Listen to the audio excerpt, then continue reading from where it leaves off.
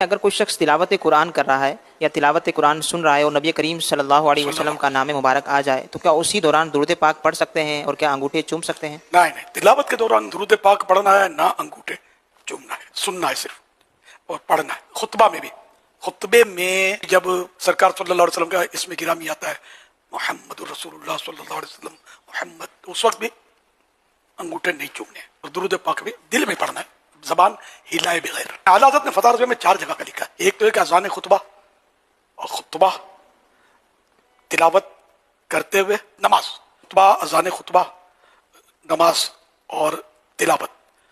اب اس میں پڑھنا سننا غالباً سب آ گیا۔ ان 4 مواقع پر نہ انگوٹھے چومنے ہیں نہ درود پاک پڑھنا ہے۔ البتہ خطبے میں درود پاک پڑھنا ہے تو دل میں پڑھے، زبان ہلائے بغیر دل میں پڑھے۔ اس طرح اذان خطبہ جو ہے، خطبے کی اذان ہوتی ہے، اس میں بھی انگوٹھے بھی نہیں چومنے، درود شریف بھی نہیں پڑھنا ہے، نہ اس کا جواب دینا۔ اذان خطبہ کا جواب بھی نہیں دینا ہے۔ ہاں، خطیب دے گا، جو ممبر پر بیٹھا ہوا ہے خطبہ دینے کے لیے، تو وہ خطیب اذان کا جواب بھی دے گا اور درود شریف بھی پڑھے گا، انگوٹھے بھی چومنا چاہیے۔